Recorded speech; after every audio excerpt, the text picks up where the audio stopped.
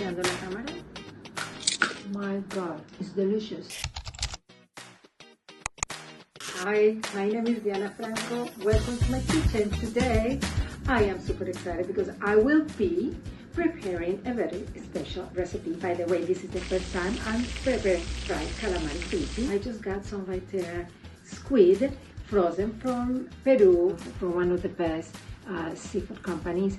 And I am super sure that even though I'm not using fresh squid to prepare the very authentic calamari fritti, knowing that it comes from Viter seafood, I know that I'm going to get an excellent option. Well, I actually did a little bit of research on how the Italians prepare the calamari fritti, and it's actually pretty simple. The point is to make this recipe and actually being crispy when we taste it. So I tried several recipes from different YouTube channels and narrowed it down to what I thought was the most authentic, and actually the one that has the least ingredients and the ones that are like straight to the point, very Italian. You know how Italians are very proud of their cuisine.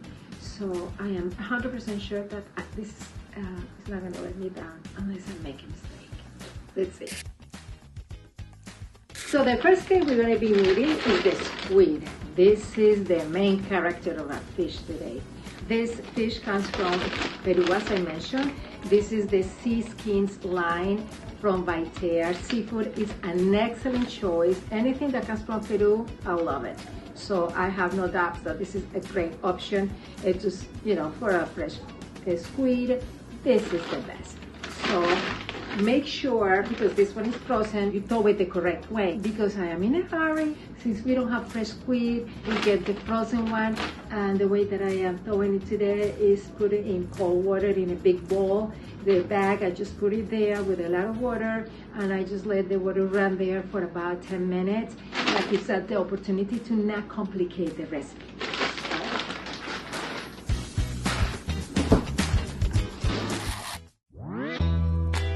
The next thing I'm going to do is mix the ingredients that are going to be covering our squid. One very interesting thing is that a lot of people use something called panko, something like that, which is already, you know, mixed, and it has already been pre-prepared. So Italians don't do that. No, they use actual flour, and they put just the ingredients that they want there, so they don't come up with crazy stuff. So what are we going to be needing? We're going to be needing a cup, maybe 2 cups, it all depends how much squid you're going to be preparing, of flour. So this is all-purpose flour. So 2 cups of all-purpose flour and 2 cups of semolina flour. This one, according to Vincenzo, the one that I got this recipe from, it makes it crunchy. Also, we're going to add some parsley. We want some parsley to show, you know, in the crunchy cover. We're going to put some salt and some black pepper. Right, so now we're going to mix these ingredients. Make sure that we make a good mixture to make it like even. So the next thing we're going to prepare is the sauce we are going to dip in our calamari fritti. So for this, we're going to use some mayonnaise and sriracha sauce. We're going to use maybe about 2-3 spoons of mayonnaise and a little bit of sriracha. You put as much as you want, because obviously it all depends on if you like it spicy. We just mix this.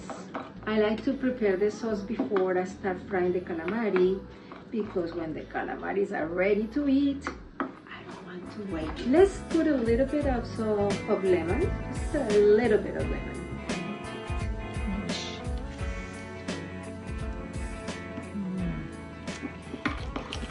My mouth is going watery. And let's also add some dry, beautiful parsley.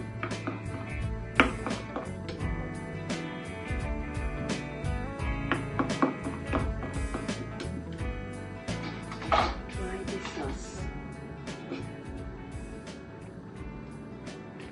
Love it. My God. I'm going to put a little bit more lemon. You know, that citrus taste. it's gonna be perfect. Let me try it again. Now it's perfect.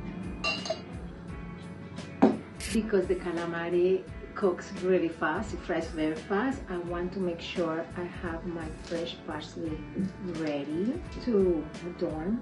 So let's make sure we have some parsley already chopped. So when the calamari comes out, you can put a little bit of parsley and it's going to be the perfect combination. It makes it look prettier. I love the parsley. Let me chop it a little bit more so it's like really small. I love the smell. Make sure you don't have a piece of parsley when you're eating in your tea. Let's clean this up. I love the smell of parsley. I want to show you how beautiful the squid looks after it was stowed. It's perfect. There were about 34 rings in the bag of a pound. So now what we're going to do is we're going to marinate it a little bit and then we heat our oil, okay? I'm making just half, I think, because I have a very small pan. So I drain well the squid because we don't want it, you know, wet. We're going to add a little bit of lemon. Squid is enough for about 4 servings. Some pepper, a little bit more salt, and a little bit of lemon juice. Let's squeeze some lemon. Just a little bit, we don't want to wet it too much. Let's get those seeds out, we don't want seeds. There's some seed there. That is enough lemon. And let's just mix it. It smells so good. Let me get this seed out. Let's throw a little bit of parsley. It looks so good already. I could eat it like this. It's like a ceviche type. Okay, let's just let the lemon work a little bit. And we're going to get our oil ready.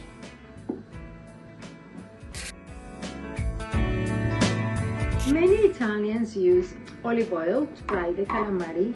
However, Vincenzo says to use sunflower or vegetable oil. So according to him is better. We want to put enough oil to cover the calamari. We're going to bring it to 350 degrees, between 350 375. So it has the correct temperature to fry the calamari perfectly, really fast.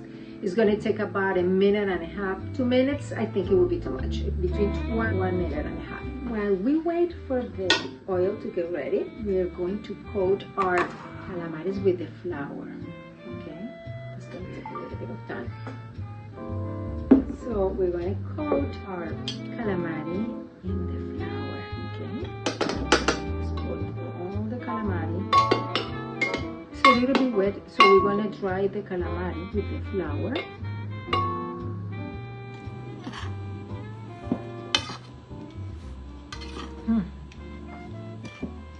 Just looks good.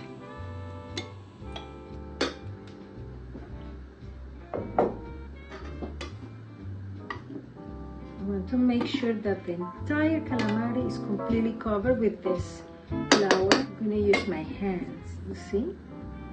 This is how I want it to look, completely covered.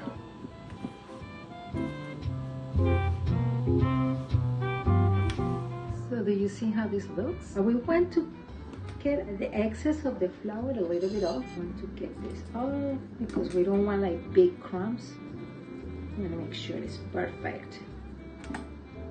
We want to get the plate ready.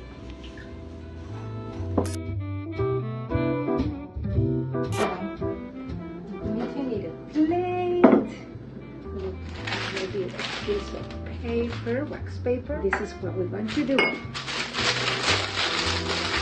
make it look interesting.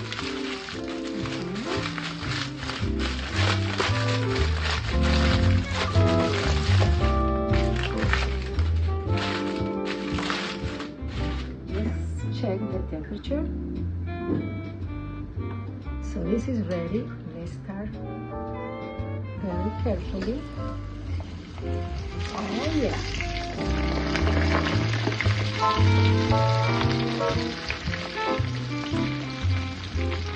Let's give it about a minute and a half. for them a little bit. Oh my God, this is looking amazing. That was a minute. Let's see, I will give it 30 seconds. 30 more seconds.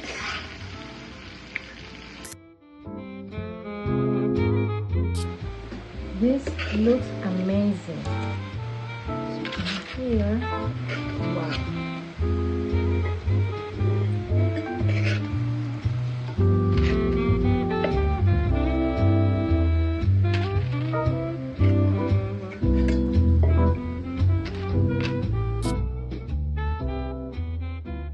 Okay, so this looks so good, but it needs 2 more things before I try it. It needs a little bit of parsley to make it look beautiful. So we garnish with parsley, some extra salt. Oh, this hint of salt is so important. Let me tell you, this is just a tiny bit, and then some lemon juice. You just squeeze a little bit. This is so amazing. Ready? Okay, so this is the moment, and this is so crunchy. My God, it's delicious. It's crunchy.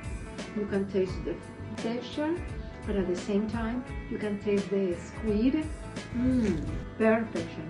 Some more. A little bit more salt. This is so good. You have to try it. Let me know if you tried it. The hint of lemon, hint of the salt, the parsley. I mean, it complements the fish perfectly. And this is my first time. I can't believe it came out so good, and it was so easy. So this is the product that we use to make this recipe. Let me tell you about the Vital product. This has a lot of protein. It says that it has 28 grams of protein per serving. So we have 4 servings here. 28 grams of protein is a lot. We have a pound here, so if you share with 3 other people, you have a lot of protein. And because the amount of flour that the actual recipe takes, but it doesn't really stick completely because it's not like like a lot of crumbs. The amount of carbohydrates is very little. So if you have 28 grams of protein per serving here, this is a great source of protein to share with your family. Okay guys, sorry, I have to try it for you. So I hope you try this recipe.